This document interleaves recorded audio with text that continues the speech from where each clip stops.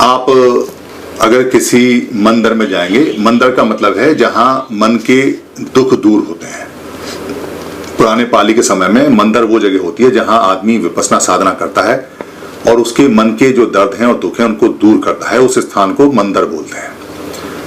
तो आप अगर किसी मंदिर में जाके और वहां अगर आप श्री पाद देखें, श्री माने होता है मुख्य और पाद माने होता है पैरों के निशान, या पाद माने होता है जो भगवान बुद्ध ने जो रास्ता बताया है उसके वर्सेस या उसके दोहे या उसके छंद या उसके पद या उसका स्टैंजा या वो जो लिखी हुई बातें हैं चौपाई में हैं या आयत में हैं या किसी भी रूप में है, यानी जो लिखा हुआ है उनको भी पद कहते हैं, जो बोला जाता है वो भी पद हैं।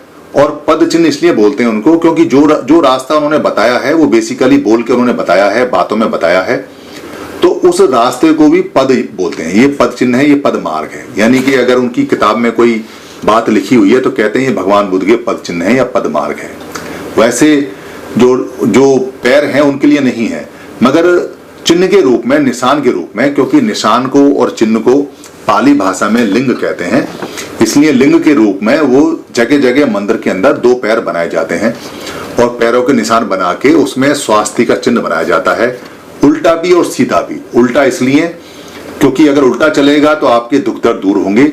ये स्वास्ति का जो चिन्ह है ये 4 आर्य सत्य को बताता है। तो 4 आर्य सत्य जब सीधे चलते हैं तो दुख आता है और अगर जब उल्टे चलते हैं तो दुख जाता है। कहीं आता जाता वैसा नहीं है, क्योंकि इसका सिद्धांत है नीचे से ऊपर का, अलोम का और विलोम का, जो बुद्ध ने बताया है, तो उसी के आधार पर इसका चिन्ह बना दिया है। बुद्ध ने नहीं बनाया चिन्ह बाद में हमारे जैसे लोग जो चिन्हों की भाषा बोलते थे या समझते थे या दूसरी भाषा में जो लोग नहीं समझ पाते थे तो उनको समझाने के लिए या बच्चों को समझाने के लिए चित्र बनाए जाते थे।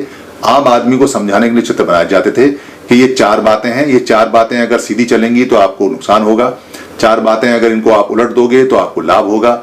4 बिंदु इनके बीच में, इसका मतलब ठहरे हुए हैं जो आर्य सत्य हैं, जो स्वास्थ्य चिन्ह है, ना राइट चला है ना लेफ्ट चला है, ऐसे करके उनको बताया जाता था। उसमें धम्म चक्र भी होता है, किसी में 8 आरे होते हैं, किसी में 24 आरे होते हैं, किसी में 12 आरे होते हैं, किसी में 32 आरे होते हैं। तो वो आरे वाला भी उनके जन्म से या उनके प्रकृति समुत्पाद से या जो अष्टांगिक मार्ग है उनसे संबंधित वो आरे इसके अंदर होते हैं। इसके अलावा वहां पे एक त्रिशूल होता है। त्रिशूल का मतलब है 3 सूल होते हैं, 3 सूल जैसे 3 सुई सी होती है जिसको त्रिशूल भी बोलते हैं, वो जो होता है। और उसके नीचे एक डंडा होता है जिसको कहते हैं कि ये बोधि है, ये पूरा बोधि लाभ है। और बोधि लाभ 3 अंगों पर टिका हुआ है, धम्म पे, संघ पे और बुद्ध पे। तो धम्म, संघ और बुद्ध के 3 त्रिशूल अलग से निकले होते हैं जिनको बुद्धं शरणं गच्छामि, धम्मं शरणं गच्छामि और संघं शरणं गच्छामि है। जैसा कि आप यहाँ चित्र के अंदर ये त्रिशूल देख रहे हैं। त्रिशूल बोलते हैं, वैसे इसको 3 सूत्र भी बोलते हैं। 3 सूत्र से 3 सूत्र बना, 3 सूत्र से 3 शूल बन गया, 3 सील बन गए। इस तरह से ये त्रिसूत्र के नाम से, त्रिशूल के नाम से फेमस हो गए। तो जो पैर हैं, जो श्रीपाद हैं, श्रीपाद का मतलब है जो मुख्य बातें हैं। श्रीपाद का मतलब ये नहीं है कि उनके मुख्य पैर हैं, क्योंकि कोई अनुयायी ऐसा हो सकता है कि ये सोचे कि बुद्ध के पैर हैं और पैरों में पड़ जाए कुछ मिलेगा। कहीं कुछ नहीं मिलने वाला है, क्योंकि बुद्ध ने कहा है कि मुझे देखना हो तो धम्म को देखना। पैरों तो हमने बाद में, पैर जब पत्थर आ गए और पत्थर को छीलने के लिए छेनी, तो पत्थरों पे चित्रकारी होने लगी, मूर्तियां बनने लगी और उनके बताए हुए मार्ग को पैरों से यानी उनके पद से चिन्ह करके दिखाया गया, वो लिंक करके दिखाया गया। तो हर एक मंदिर में आपको घुसते ही सबसे पहले 2 पैर मिलेंगे और उन दोनों पैरों पर ये आकृतियां मिलेंगी। इसका मतलब है कि यहाँ बुद्ध की जो शिक्षा है, जो बुद्ध का जितना ज्ञान है वो यहाँ बताया जाता रहा है या होगा, यानी कि बहुत पहले कभी बताया गया होगा या भी बताया जाता है। लोग आते हैं और उन पैरों पे, चिन्हों पे अपना कुछ ना कुछ चढ़ा के अपनी श्रद्धा व्यक्त करके चले जाते हैं। उनको ये पता नहीं कि ये पैर हैं किसके और क्या चीज है, क्योंकि इसके ऊपर जो 2 लाइनें लिखी हुई हैं और जो 2 लाइनें यहाँ जो धम्म लिपि में हैं वो बड़ी इंपॉर्टेंट हैं। ये वर्ण गंध गुणोपेतंग एतंग कुसुम सत्ती पूजयामी मुनिंदस्य श्रीपाद सरोरुहे। वर्ण गंध गुणोपेतंग एवं कुसुम सतंती। संतति का मतलब है शांति करता है। क्या शांति करता है? फूल करता है। कुसुम माने कमल का फूल करता है। कैसे करता है? जैसे उसका वर्ण माने होता है रंग और गंध माने होता है उस कुसुम की फूल की खुशबू, और गुणेति माने होता है जो उसके गुण हैं, यानी जो कमल के जो गुण हैं, जो उसका रंग है, जो उसकी गंध है और जो उसके गुण है, जैसे वो शांति करता है, ऐसे ही शांति क्या करते हैं? पूजयामी मुनिंदस्य श्रीपादं सरोरुहे, यानी कि सरोरुहे बोलते हैं कमल की तरह। बुराई जैसे कमल कीचड़ से बाहर निकलता है, बुराई से बाहर निकलता है, ऐसे ही पूजयामी यानी कि मैं मानता हूं, सम्मान देता हूं, उसकी प्रैक्टिस करता हूं। पूजयामी का मतलब ये होता है। मुनिदस्य, मुनिदस्य माने भगवान बुद्ध को मुनि बोलते हैं, मुनिवर भी बोलते हैं, यानी कि मुनियों में श्रेष्ठ बोलते हैं और मुनि भी बोलते हैं। मुनिस्य का मतलब है कि मुनि के। श्रीपाद माने रास्ते को, श्रीपाद माने जो सबसे ऊंचा रास्ता है, जो उनके पद चिन्ह है, जो उनका बताया मार्ग है, वो बिल्कुल ऐसे है जैसे सरोरुहे। सरोरुहे का मतलब जैसे कीचड़ में कमल खिला हुआ है, यानी कि कीचड़ में कमल खिले हुए हैं, ऐसा उनका सबसे ऊंचा मार्ग है। मैं उसको मानता हूं, मैं उसको सम्मान से देखता हूं, मैं उसका अभ्यास करता हूं। ये जो पूजयामी का मतलब है, मैं करता हूं, मानता हूं, सम्मान। पूजयामी का मतलब ये नहीं है कि वहां फूल चढ़ाना है या धूप चढ़ाना है या अगरबत्ती चढ़ानी है या उसका चक्कर लगाना है या पानी चढ़ाना है या दूध चढ़ाना है या दही चढ़ाना है या शहद चढ़ाना है। उससे पत्थर का कुछ नहीं होने वाला है। और बुद्ध तो आने वाले हैं नहीं, वो तो मना करके गए हैं। मैं हूं, मुझे देखना है तो धम्म को देखना, मैं नहीं आने वाला। तो वहां पत्थरों में कुछ नहीं आने वाला।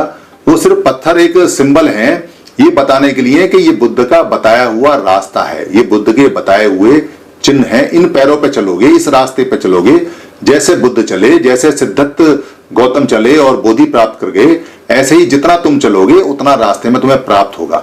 4 दिन चलोगे तो 4 दिन प्राप्त होगा, ज्यादा चलोगे तो सोतापन्न हो जाओगे, और ज्यादा चलोगे तो सगदागामी हो जाओगे, और आगे चलोगे तो अनागारिक हो जाओगे, और ज्यादा चलोगे तो अनागामी हो जाओगे, और ज्यादा चलोगे तो आप अरहत हो जाओगे, और ज्यादा चलोगे तो बोधिसत्व हो जाओगे, और ज्यादा चलोगे तो पच्चेक बुद्ध हो जाओगे, और ज्यादा चलोगे तो बुद्ध हो जाओगे, और ज्यादा चलोगे तो सम्यक संबुद्ध हो जाओगे।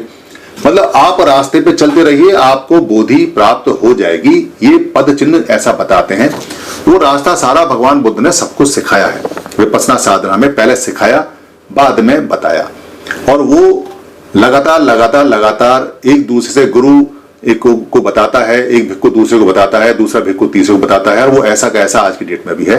और आप तो आपको विपश्यना साधना मिल गई है, इसलिए कहीं आप मंदिर में जाएं या कहीं आप भगवान बुद्ध के चरण देखें और वहां 2 स्वास्तिक चिन्ह देखें, धम्मचक्र देखें, त्रिशूल देखें, बना हुआ पैर देखें, और वहां अगर कुछ धम्मलिपि में लिखा हुआ मिल जाए तो इसका मतलब पैरों में नहीं जाना है, उस मार्ग को ढूंढना है जो मार्ग भगवान बुद्ध ने दिया है। मार्ग ही सब कुछ है, पत्थर में और पैरों में कुछ नहीं है। धन्यवाद। आप सभी से ये निवेदन है कि अगर आपको ये वीडियो अच्छी लगती है या बाकी वीडियो अच्छी लगी हैं और आपको लगता है कि धम्म की वीडियो किसी को और मिलनी चाहिए या किसी को गिफ्ट में भेजनी चाहिए या किसी भाषा में कन्वर्ट करके आगे बढ़ानी चाहिए या प्रिंट में किताब में छापनी चाहिए या इसकी जो ऑडियो है उसे निकाल के भेजना चाहिए या इसका किसी पार्ट को इस्तेमाल करना चाहिए, तो आपको लिबर्टी है, आपको छूट है। ये सभी कॉपीराइट फ्री हैं।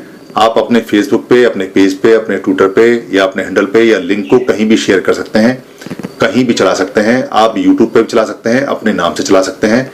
इसके लिए इजाजत लेने की या परमिशन लेने की बिल्कुल भी जरूरत नहीं है।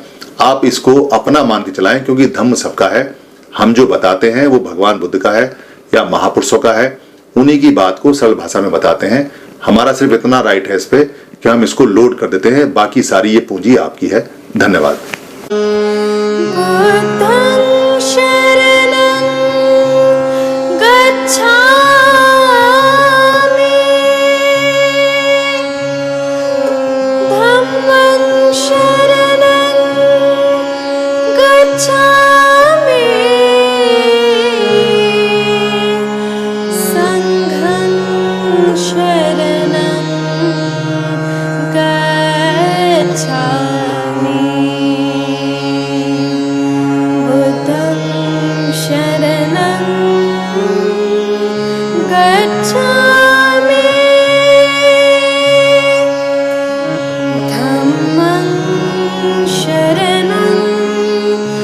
Gacchami